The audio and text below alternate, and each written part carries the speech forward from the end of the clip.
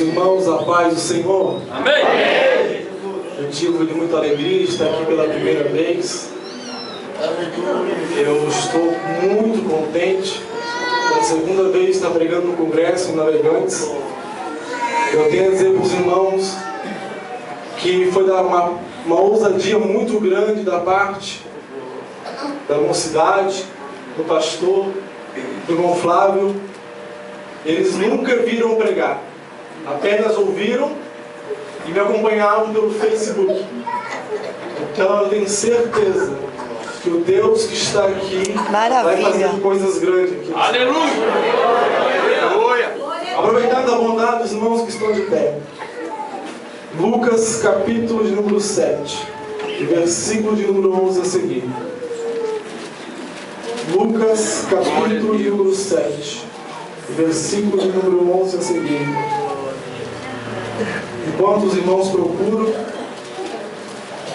eu quero agradecer em primeiro lugar a Deus por essa oportunidade, ao pastor Wilson, é isso?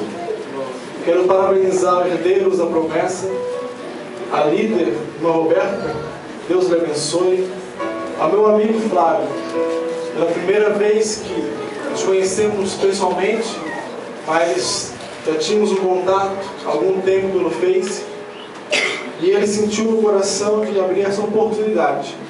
Eu sou grato pela vida dele. Irmãos, eu confesso que hoje foi um dia de muita luta, uma tribulação muito grande na minha vida. Eu estava com 3 mensagens ao meu coração. E ontem eu conversava com o irmão Flávio e falei: eu estou com uma dor muito forte no fígado. Eu vou orar, vou dormir, e se Deus quiser amanhã eu vou acordar bem. Realmente eu acordei sem a dor no fígado. Aleluia. Mas eu acordei com dor no estômago. Então eu dormia e estudava. Dormia e estudava por causa do enjoo. Eu falei: Deus, fala comigo. O que está acontecendo? E ele não respondia. E a ansiedade foi tomando conta de mim. Eu vim até aqui, quando desci do carro, eu não sabia a mensagem que eu ia pregar ainda. Eu conversava com os jovens que vieram comigo e dizia: a mensagem fugiu do meu coração. Falei: Deus, fala comigo antes de começar a ministrar a palavra de Deus. E Deus usou todos os hinos para falar comigo. Aleluia! A mensagem que Deus me deu algum tempo atrás, que vem perseguindo o meu coração. Quantos acharam? Diga amém. Amém! Diz assim a palavra de Deus: e aconteceu pouco depois ir ele à cidade chamada Naim, e com ele iam muitos dos seus discípulos e uma grande multidão. E quando chegou perto da porta da cidade, eis que levava um defunto, filho único de sua mãe, que era viúva, e com ela ia uma grande multidão da cidade. E vendo ao Senhor, moveu-se de íntima compaixão por ela e disse-lhe: não chores. E chegando-se, tocou o esquife, e os que levavam pararam. E disse: jovem, eu te digo, levanta-te. E o defunto assentou-se e começou a falar, e entregou a sua mãe. E de todos se apoderou o temor, e glorificaram a Deus, dizendo: um grande profeta se levantou entre nós, e Deus visitou o seu povo. E correu dele esta fama por toda a Judeia e por toda a terra circunvizinha. Amém? Amém. Antes de se sentar, olhe para a pessoa mais linda e cheirosa que está do seu lado, com cara de profeta, não é para assustar. Diga para ela assim: é hoje. Pode sentar, glorificando a Deus.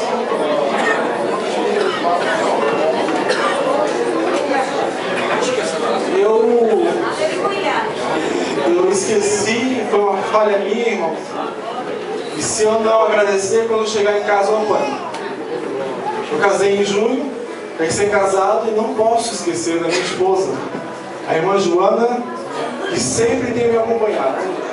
Quero agradecer a irmã Nina, a esposa do irmão Tita, Tony Tita, que sempre está comigo quando pode, a toda essa mocidade que Deus nos colocou em nossas mãos, junto com o irmão Mike e a irmã Camila, que é um motivo de muita alegria. Em todo lugar que eu vou, irmão, sempre vai alguém comigo. Esses tempos atrás eu cheguei para o pastor e falei: pastor, eu vou pregar em Indaial, eu posso? Ele falou assim: tu pode ir, mas tem uma condição. Eu falei: qual, pastor? Tu não fala para ninguém que tu vai sair para pregar. Eu falei assim: por que, pastor? Porque então tu carrega metade da igreja contigo. Aí tudo bem, vou sair quietinho. Meus irmãos, a mensagem de Deus que Deus colocou no meu coração, aqui sentado, é porque Deus vai falar fortemente ao teu coração. O texto que acabamos de ler no livro de Lucas, formado por 24 capítulos e 1151 versículos, Deus me leva ao capítulo de número 7. E se você for olhar a sua Bíblia, você vai ver que está escrito a ressurreição do filho da viúva de Naim. Quando eu falo de filho, eu falo de bênção. Filho é alegria, filho é uma paz, filho é uma dádiva, um presente de Deus. Filho é um pedaço do pai e um pedaço da mãe. Mas quando eu olho para a palavra viúva, é uma palavra sofrida. Porque a palavra viúva só pode ser dada àquela que um dia foi casada e amou demais um homem e perdeu esse marido. Mas quando eu olho para a palavra chamada Naim, que na época era considerada uma pequena cidade, e hoje é considerada uma pequena vila, uma vila de muita pobreza, habitada por muçulmanos e por árabes. E Naim significa cidade agradável. Aleluia. Mas antes de eu chegar a Naim, eu tenho que contar algumas coisas para os irmãos. Jesus vinha de Cafarnaum, a 40 quilômetros de Naim. 40 quilômetros a pé, irmãos. É uma caminhada de um dia. E a estrada que Jesus vinha, seguido de uma grande multidão e de seus discípulos, era uma estrada com muito buraco, muita pedra e com muita areia. E Jesus vinha acompanhado de discípulos e de uma grande multidão. E Jesus vinha conversando com eles. E a conversa de Jesus com eles era: eu sou o Filho de Deus, o Criador dos céus e da terra. Eu sou o Filho de Deus, o que disse haja luz e houve luz. Eu sou o Filho de Deus que fez separação entre as trevas e a luz, colocou a luz chamada dia e as trevas chamada noite. Eu sou o Filho de Deus que criou todos os animais, os frutos, as árvores. Eu sou o Filho de Deus que criou o homem. Eu sou o Filho de Deus que um dia botou o homem a dormir no sono profundo e de sua costela arrancou uma mulher.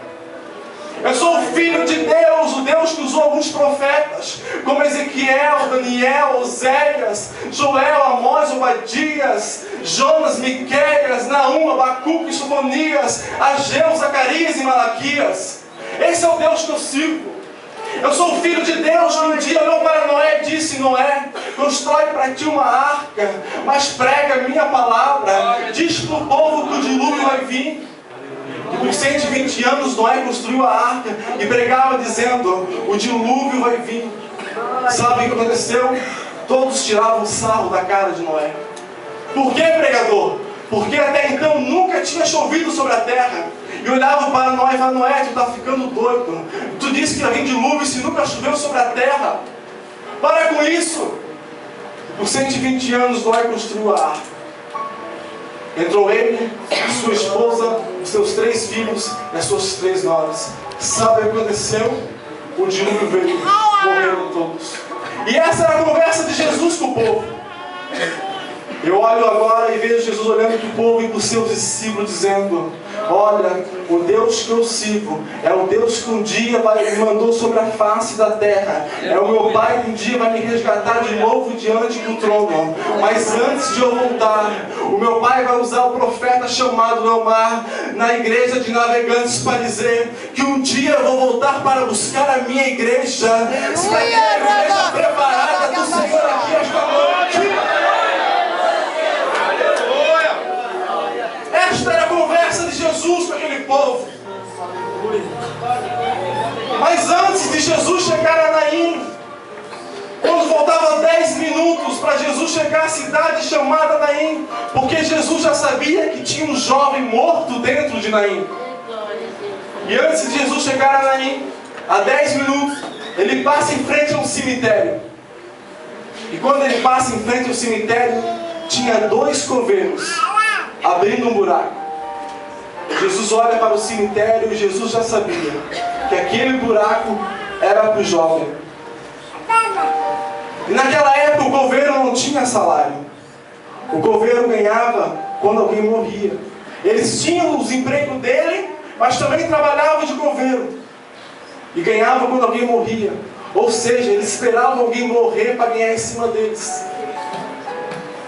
Vai estreitar, vai arrochar. Quantas pessoas esperando você morrer espiritualmente para assumir aquilo que Deus deu para você? Jesus, meu Quantas pessoas esperando você morrer moralmente para assumir aquilo que Deus deu para Deus, ti na teu sua sangue tem empresa? poder, Jesus. Quantas pessoas esperando você morrer fisicamente para ficar com o teu esposo, com a tua esposa, com a tua herança, com o teu carro, com a tua casa? Deus. Mas quando Jesus passa em frente ao cemitério, os coveiros estavam cavando e abriu um buraco. E Jesus passa e faz assim para eles.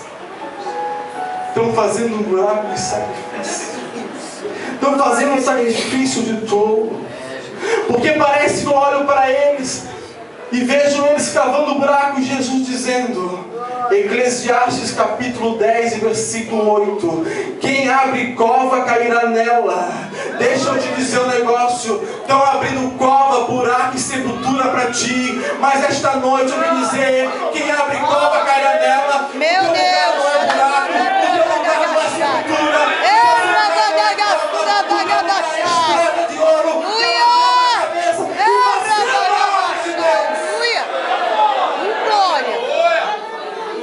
o teu lugar não é buraco.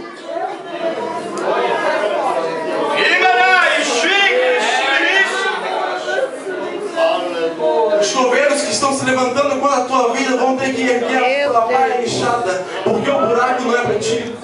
Eita maravilha de Deus, aleluia. Quando Jesus ia e chegava perto de Naim, a Bíblia diz que Jesus vinha sendo perseguido por uma grande multidão e por discípulos. Preste atenção. Uma grande diferença entre discípulo e multidão. Multidão só segue a Jesus por interesse. Multidão estava seguindo Jesus, sabe por quê, pastor Wilson? Porque ele sabia que aonde Jesus estava, haveria cura. Ele sabia que aonde Jesus estava, não haveria fome. Muitas pessoas estavam andando atrás de Jesus para pedir uma cura para um ente querido ou para si mesmo. O que tem de gente hoje seguindo a Jesus por interesse. Mas tem um lado bom da história. Jesus estava sendo acompanhado pelos seus discípulos. E discípulo que é discípulo, primeiro ele dá, para depois ele receber. Aleluia! Glória a Deus! Aleluia! Quando eu olho para a palavra discípulo, eu lembro de Mateus capítulo 10, a partir do verso 2. Quando Jesus chega e escolhe Pedro, André, Tiago, João, Filipe, Bartolomeu, Tiago, filho de Alfeu, Zelote, Tadeu, Judas Iscariotes, Tiago, filho de Alfeu, Tomé e Mateus. Quando ele escolhe os seus discípulos, mais embaixo ele escreve assim, ó: vocês buscarão as ovelhas perdidas do Pai. Vocês curarão enfermos. Vocês expulsarão demônios. Quando Jesus escolheu os seus discípulos, Ele não escolheu para os discípulos ser maldição e nem ser praga. Ele escolheu os discípulos para ser ferramenta. Deixa eu dizer um negócio para ti. Tu não foi chamado por Deus para ser caluniador. Tu não foi chamado por Deus para ser perseguidor, para ser matador de ministério, para ser falso profeta, não. Tu foi chamado por Deus para ser canal, para ser ferramenta, para ser sal. É maravilha, Rabagai. Meu Deus. Esse é o objetivo de Deus na tua vida. Te escolheu para ser usado, para te resgatar e não para te matar e acabar de afundar. Aleluia, Senhor. Quando Jesus chega na porta de Naim, há um mistério muito grande. Sabe o que eu descobri? Que Naim só tem uma porta. A porta que tu entra é a porta que tu sai. Ou seja, para fazer compra em Naim só tinha uma porta para entrar. Para fazer visita a algum vizinho, a algum parente, tinha que entrar por uma porta e sair pelaquela mesma porta. Falei, Deus, qual é o mistério disso? Meu filho, aí só tem uma porta, presta atenção, estou falando contigo. Deus falando comigo. Fala, Deus. Para entrar no reino de Deus só tem uma porta. Que porta é essa, pregador? Quem é espiritual vai entender. Meu Deus. O homem que morreu de braços abertos dizendo, eu amo a todos vós. Queres conhecer as coisas espirituais, os prodígios espirituais de Deus? Queres entrar no reino de Deus? Queres ser batizado com o Espírito Santo? Queres cura? Queres transformação? Tem que entrar pela porta chamada Jesus Cristo de Nazaré. Tem alguém que quer entrar pela porta de Jesus Cristo?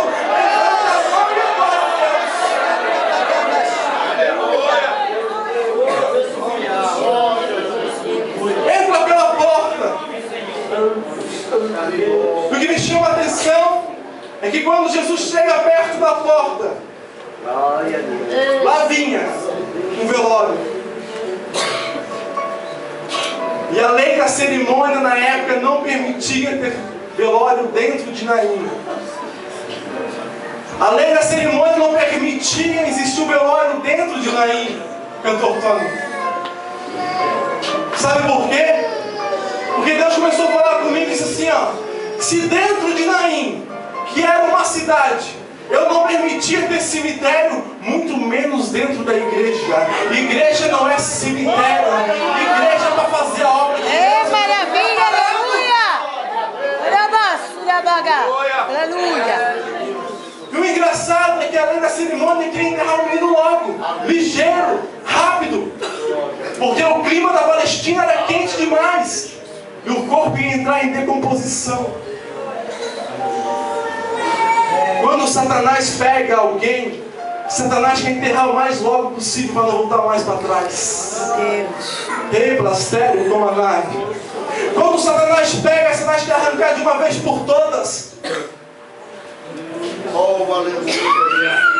Mas Deus, Jesus estava chegando na igreja. Glória a Deus, aleluia. Quando eu estava estudando, eu descobri que o caixão naquela época era feito de vinho trançado.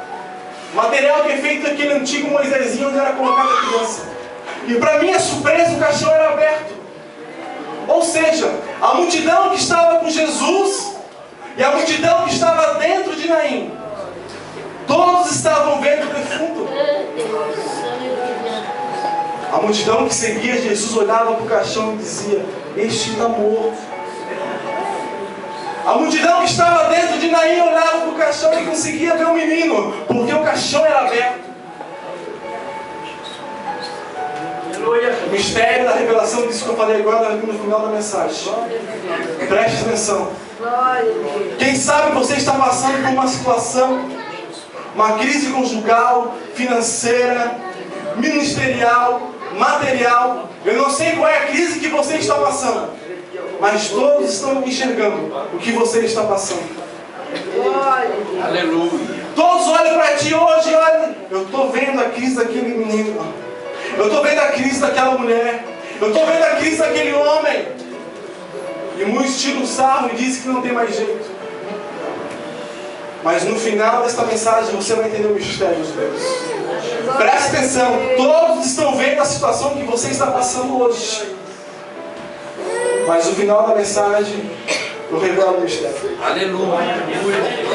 De um lado, uma multidão sendo liderada pelo príncipe da vida. Do outro lado, uma multidão sendo liderada pelo príncipe da morte. De um lado, a alegria. De outro lado, a tristeza.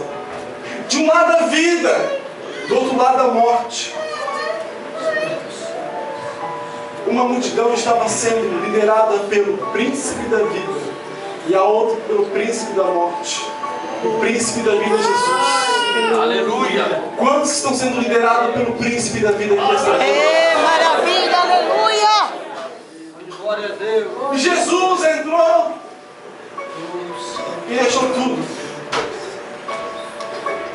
Mas quando Jesus chega, olha para aquela mulher, a Bíblia diz que ele se comoveu de íntima compaixão.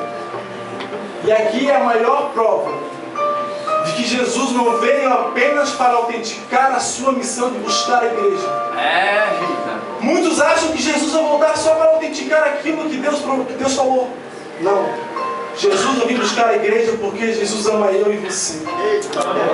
E Jesus amava aquele jovem que estava morto.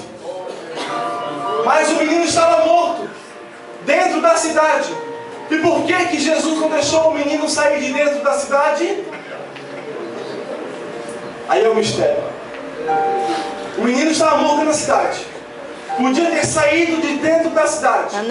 Jesus pega ele na porta.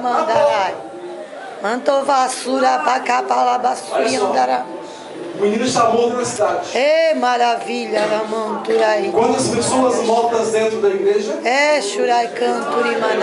Quantas pessoas mortas pelo adultério? Mortas pela fornicação?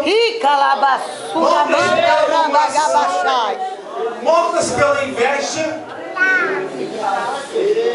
Mas deixa eu dizer um negócio. Quem sabe você está aqui esta noite, você olha para dentro de ti e fala assim: eu estou morto. Por que eu estou na igreja? Se eu estou morto, não tenho mais força. Sabe por quê, meu filho? Porque quando Deus chegou em Naim, o que Deus tinha para o filho da viúva não era fora de Naim. Deus tinha uma promessa, um ministério, um sonho com o menino, era dentro de Naim. É maravilha, Rabagagachai! É maravilhoso! Sabe por quê? Porque o que Deus tem contigo não é fora da igreja. O que É Deus tem contigo é dentro da igreja.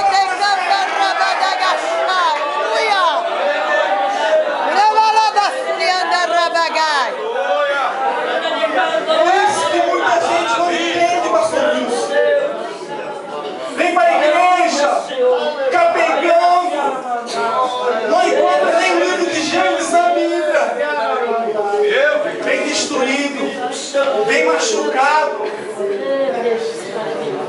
vem sido perseguido pela carne. Diz: meu Deus, o que eu faço dentro da igreja? Tu faz aquilo que Jesus tem para ti. Aleluia. Jesus não deixou o menino sair de Naim, porque o que Deus tinha com ele era de Naim. Jesus não vai deixar você sair da igreja, porque o que Deus tem contigo é dentro da igreja. Glória a Deus. Aleluia. Deus poderoso.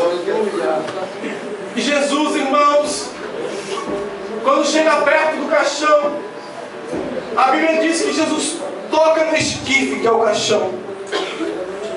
A multidão correu e disse: não, Jesus, não toca, não toca. Jesus olhou para ele assim: por que eu não posso tocar? Porque a lei da cerimônia não permite tocar no caixão por causa da contaminação. Eles esqueceram que estava falando com Jesus. Só pode. Jesus toca no esquife e fica assim: não posso? Não pode, tira a mão. Por que eu vou tirar a mão? Não lembras quem eu sou? Não sabes quem eu sou? Ou tu acha que eu viajei 40 quilômetros a pé? Não para nada. Eu vou tocar aqui e vou ficar com a mão aqui. Era uma lei. Não podia tocar no caixão. Sabe o que Deus está falando? Sabe quando o médico chega para ti e diz assim: olha, minha filha, meu filho, o resultado do exame deu esse. A tua enfermidade não tem mais cura, daqui para frente é só aumentar a tua enfermidade. Sabe o que Deus faz? Ele olha lá de cima e diz: ei, médico, a última palavra dele é minha. Aleluia! Eu vou repetir para melhorar agora a Deus. Deus olha lá de cima, fala para o médico bem assim: tu esqueceu que a última palavra ainda é minha? Aleluia!